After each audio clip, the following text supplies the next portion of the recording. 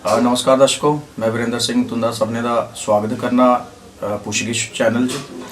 ते अज अस तुंदी मलाटी करान जा रहे हैं साढ़े जम्मू की जानी मानी हस्ती जिन्हें मता सारा कम कीते दा डोगरी च, डोगरी की सेवा की दी है, श्री डॉक्टर ज्ञान सिंह हुंदे कन्नै। ते डॉक्टर साहब मैं तुंदा स्वागत करना साढ़े यूट्यूब चैनल पुछगिछ च जी। डॉक्टर साहब जियां तुसें मता सारा कम्म कीते दा, तुस संपादन कीते दा, तुसें डोगरी शिराजा दा अनुवादक रेह्दे हो, नाटक जियां कि बाबा जित्तो, बाबा जितमल होई गेआ जां बाबा कालीवीर जी हुंदे पर तुसें बड़ा सारा लेखन दा कम्म कीते दा, सह संपादन कीते दा, तुसें डोगरी शब्दकोश दा। ते साढ़े दर्शकें दस्सो एह्दे विच तुंदा सफर कनेहा जनेहा रेहा, केह् मुश्कलातां आईयां?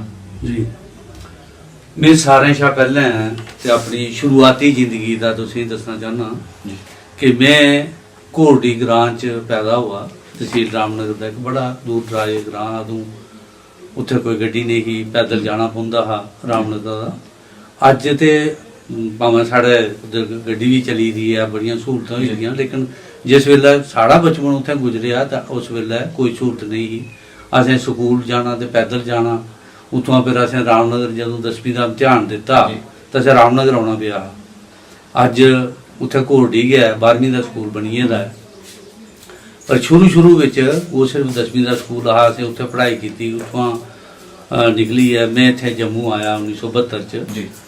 उस बेल्लै 1972 च मैं सारें शा पैह्लें इत्थै लीव अरेंजमेंट च कम्म कीता। कुसै दी कोई छुट्टी उप्पर गया, ओह्दी जगह कोई 3 महीने भलवाल डिस्पैंसरी च मैडिकल डिपार्टमेंट च। ओह्दे बाद मेरी परमानेंट ड्यूटी जेह्की है इत्थै लगी गेई म्युनिसिपैलिटी, जम्मू म्युनिसिपैलिटी च। इत्थै मैं कोई 11 साल नौकरी कीती। इस नौकरी दौरान गै मैं घरा 10वीं पास करियै आया हा ते इत्थै मैं BA तक्कर दा इम्तिहान पास कीते। BA करने दे बाद इत्थे कल्चर अकैडमी पोस्ट निकली एक रिसर्च असिस्टेंट दी, मैं उत्थे चली गया। मेरा शौक भी था कुछ लिखने का थोड़ा बहुता, ते उत्थे सारे लोकें कन्नै रौह्ने का कम्म करने का भी बड़ा अच्छा मौका मिलेआ ते मैं उस मौके का पूरा फायदा उठाया। मैं उत्थे लिखना शुरू किया। सारें शा पैह्लें मैं कविता लिखना शुरू की। कविता जिसलै कताब छापना लग्या मैं ओह्दी कविता दी, तां ओह्दा कारण एह् बनेआ कि कताब का टाइटल कुसै दी दूए दी कताब कन्नै क्लैश करी गेआ, ते इस करियै फ्ही मैं ओह् कताब छापना बंद करी दित्ती। ओह्दी जगह मैं फिर ओह्दे बाद लेख भी लिखे, कविता भी लिखियां, लेकिन सारें शा पैह्लें मेरी जेह्ड़ी कताब लिखी ओह् लेखें दी गै निकली। लेख भी मैं बक्खरे विषयों पर लिखे, कुछ ते आलोचनात्मक लिखे, कुछ संस्कृति उपर लिखे, साहित्य उपर लिखे। इ'यां मेरा कम्म जेह्ड़ा सफर है ये होना अग्गे चलदा ही गया। अग्गे चलिए मी जिसलै मैं कल्चर अकैडमी च लग्गा ते उस वेल्लै हा डोगरी शब्दकोश दा जेह्ड़ा कम्म हा चला करदा हा। मैं ओह्दे च कम्म कीता। ओह्दे जेह्ड़े 6 भाग न, लेकिन पैह्ले 3 उसलै छपी चुके दे हे, चौथे, पंजवें ते 6वें च मैं कम्म कीता।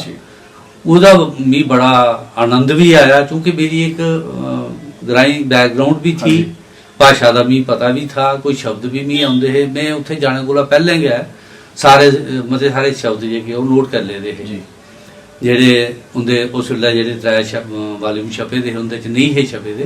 मैं कोशिश कीती कि उं'दी इक लिस्ट बनाई जा, उं'दे अर्थ बगैरा लिखे जान, ते ओह् मैं उत्थे अकैडमी जाइयै उं'दे कन्नै डिस्कस भी कीते। उ'नें मेरे कम्म गी बड़ा सराहेआ, ते ओह्दे ईश्वर दी कृपा कन्नै फिर मेरी नौकरी भी उत्थे लगी गेई, ते मैं ओह् कम्म अपना जेह्ड़ा ओह् उत्थे ओह्दे च बड़ी मेहनत ते लगन कन्नै करदा गया। फिर मी प्रमोशन मिली रिसर्च असिस्टेंट दी, ते रिसर्च असिस्टेंट दे बाद मैं असिस्टेंट एडिटर बनेआ। ओह् भी मैं इत्थे डिक्शनरी विभाग च गै रेहा। ओह्दे बाद मी एडिटर बनियै शराजा दा एडिट करने का भी मौका मिलेआ।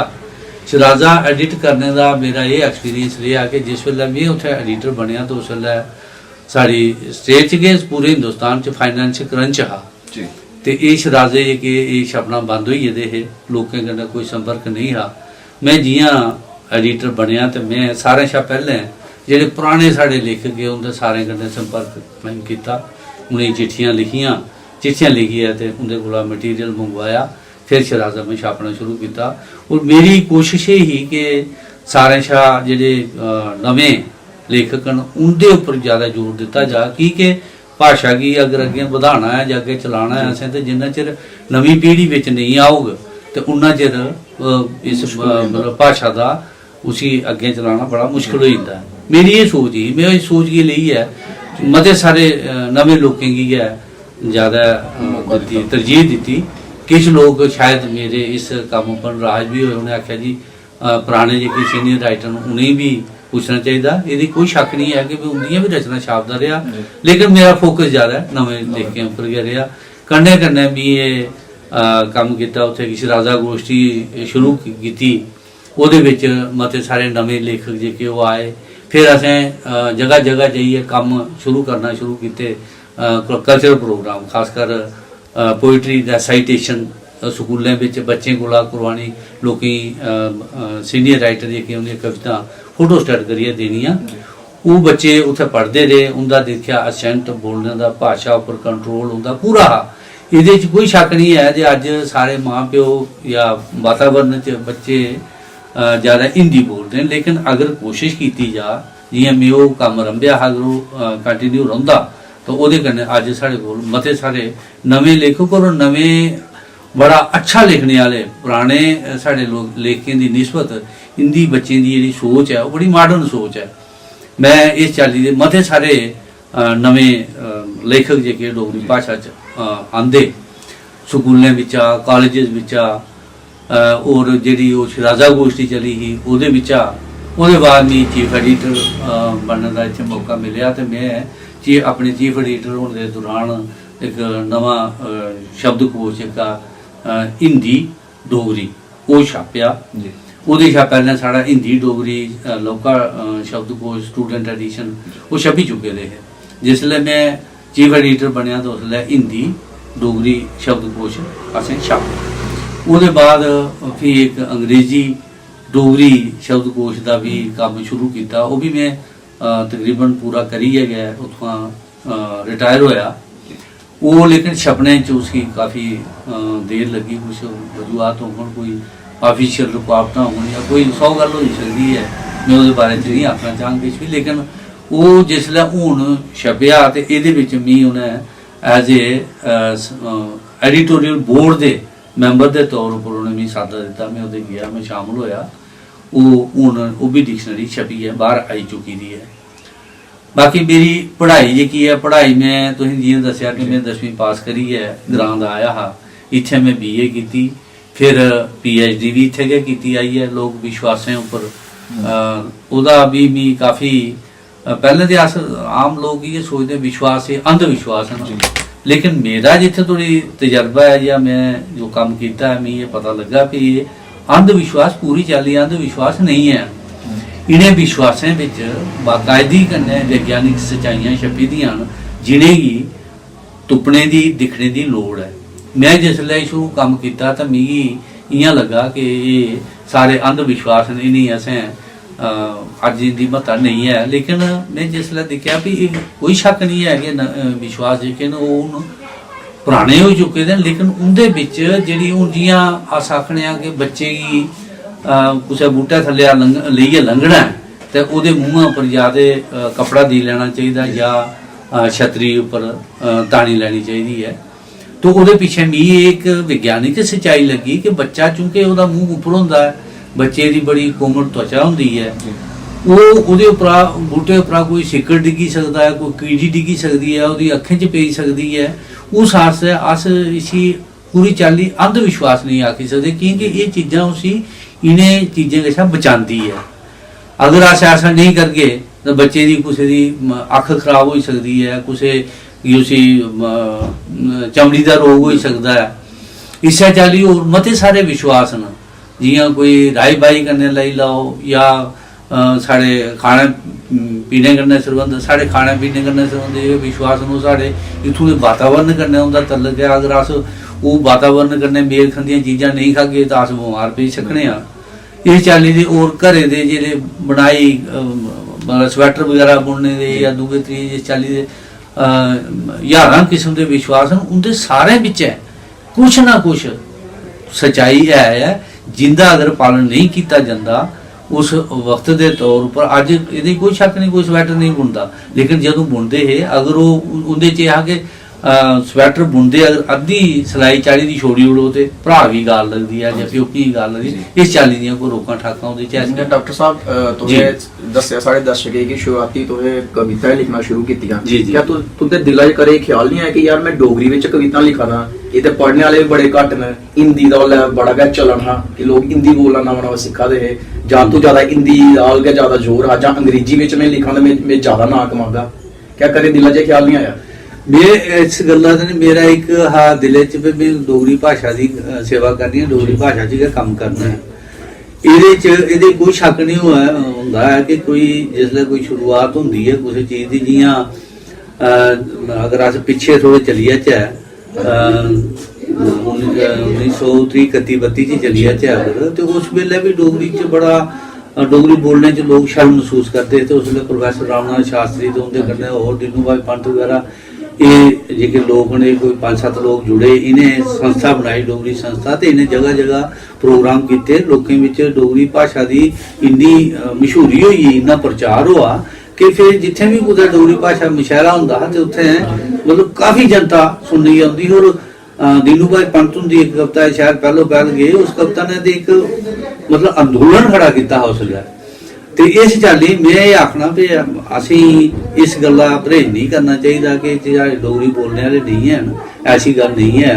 क्योंकि मैं जियां तुसीं सुनाया कि असें पिछले स्कूलों प्रोग्राम शुरू किए थे, बच्चे दे पोइट्री पढ़ाना होंदा, शायद जां उंदियां पोइट्री अपनी लिखी दी सुननी, ਉਹਦਾ ਨਤੀਜਾ ਇਹ ਹੋਇਆ ਕਿ ਸਾਡੇ ਕੋਲ ਨਵੇਂ ਲੋਕ ਕਾਫੀ ਆਏ ਨੇ ਔਰ ਅੱਛਾ ਲਿਖਣੇ ਵਾਲੇ ਆਏ ਨੇ। ਇਹ ਅਗਰ ਉਹ ਪਰੰਪਰਾ ਜਿਹੜੀ ਅੱਗੇ ਲਗਾਤਾਰ ਚੱਲਦੀ ਰਹੀ ਜਾਂ ਚੱਲਦੀ ਰਹੇ ਤਾਂ ਇਹਦੇ ਕੋਈ ਸ਼ੱਕ ਨਹੀਂ ਹੈ ਜੇ ਕਿ ਸਾਡੇ ਕੋਲ ਡੋਗਰੀ ਦੇ ਬਿਹਤਰੀਨ ਲੇਖਕ ਆਈ ਸਕਦੇ ਨੇ ਔਰ ਲੋਕਾਂ 'ਚ ਭਾਸ਼ਾ ਪ੍ਰਤੀ ਜਿਹੜਾ ਮੋਹ ਹੈ ਉਹ ਵੀ ਜਾਗੀ ਸਕਦਾ ਹੈ। ਅੱਜ ਲੋਕਾਂ ਦੀ ਇਹ ਇੱਕ सोच है कि जे बच्चे की अस खाली डोगरी पढ़ागे या दुनिया सब्जैक्ट नहीं पढ़ागे तो साढ़े बच्चे पिछड़ी जाङन। मेरा आखना मतलब है कि ऐसी गल नहीं है। उस करियै मेरा आखना कि अगर तुस दिक्खो अंग्रेजी दे जेह्ड़े राइटर न जिंदियां कताबां अज्ज पढ़ियां जंदियां न या पढ़ाइयां जंदियां न या लिखवा करदियां न छपा करदियां न, वो लोग भी ते अपनी मातृभाषा गै है, उंदी उ'ऐ मातृभाषा है, साड़ी जे डोगरी है ते इ'यां उंदी अंग्रेजी है। मगर अगर गल कीती जा ते एक शर्म जेही महसूस करा दे साड़ी नौजवान पीढ़ी डोगरी बोलने च। तुसें भी बाहर जाइयै दिक्खेआ होग कि जेल्लै कोई दो डोगरे बच्चे मिलदे न वो जां ते जां अंग्रेजी दा इस्तेमाल ज्यादा करा दे न जां फिर हिंदी जेह्ड़ी भाशा ओह्दा इस्तेमाल ज्यादा करा दे न। ते कुदै ना कुदै साढ़े स्कूल ने जेह्ड़े ओह् भी हिंदी पर गै ज्यादा जोर रखा दे न। डोगरी दा कुदै भी कोई गलबात नहीं होंदी, कोई प्रोग्राम होंदे न स्कूलें दे, कोई सालाना जलसे होंदे न, उंदे विच भी सारे प्रोग्राम हिंदी इंग्लिश दे गै होंदे न।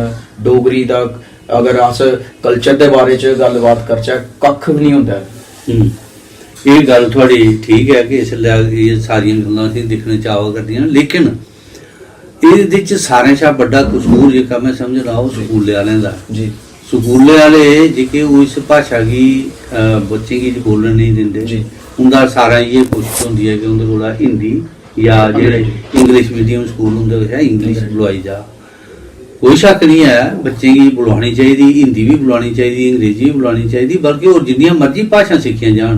पर जेकर असें अपनी पहचान बनाई रखनी है, जियां अंग्रेजें अपनी अंग्रेजी दे कन्नै पहचान बनाई दी है, पंजाबियें अपनी पंजाबी कन्नै पहचान बनाई दी है, कश्मीरी दी पहचान कश्मीरी है, ते इ'यै गै भारत दे दूए लोकें देशें च जेह्ड़ियां रियासतें च जेह्ड़े उंदी अपनी अपनी भाशा दे प्रति उंदी पहचान है, इ'यां गै असें अपनी पहचान डोगरी बोली है, डोगरा होने की पहचान करवानी चाहिदी है। एह्दे च अगर अस एह् नहीं करगे तो अस फिर भुल्ली जागे पे ना गै कोई असीं पछाणन कि अस कु'न आं। इस बारे च मैं एक कविता भी लिखी ही जेह्की अज्ज अपनी मातृभाषा गी छोड़ा करदे न। ओह्दे च तुस जिन्नियां मर्जी भाशा सखाओ लेकिन अपनी भाशा जरूर सखाओ, और अपनी भाशा दे माध्यम कन्नै बच्चा जो चीज सिखदा है या पढ़दा है वो उसकी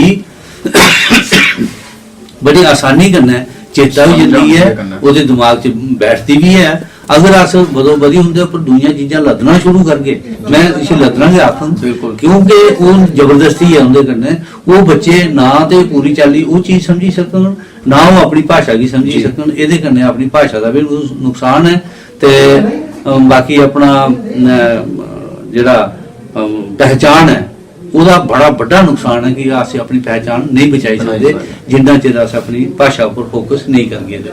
अगर अज दे नौजवान बच्चे की गल की जा जी, जी। हिंदी वो लिखी नहीं सकते, अंग्रेजी वो बोली नहीं सकते ते डोगरी का तो उन्हें किश पता भी नहीं। जी जी जी अज तो दरअसल मीडिया का जमाना आई है, लोग बच्चे ज्यादा हर चीज का जो मटीरियल है कुछ भी सबजैक्ट कन्नै संबंधित नहीं मिली जाता है बिल्कुल ते लोग उठों पढ़ना शुरू करा करते, लेकिन वो मैं समझना कि वो एक रटा रटाया सबक है जेका कि उन्हें इम्तिहान पास करने वास्ते उनके वास्ते जरूरी भी है। उन्हें अगर इम्तिहान पास करना है और अच्छे नंबर लिए अज कंपीटीशन का जमाना है, उन्हें अगर अच्छे नंबर लिए पास होना है तो ओदा उन्हें उपयोग करना सही भी है, लेकिन दूसरे पासे अगर उसे देखा जाए उस चीज़ की उन्हें उसका पूरा फायदा लेना है, उसका अगर पूरा लाभ जेका वो अपनी अगली पीढ़ी की देना है तो उन्हें अपनी मातृभाषा की सामने रखी है कि इन्हें चीज़ों पर ध्यान फोकस करना चाहिए है।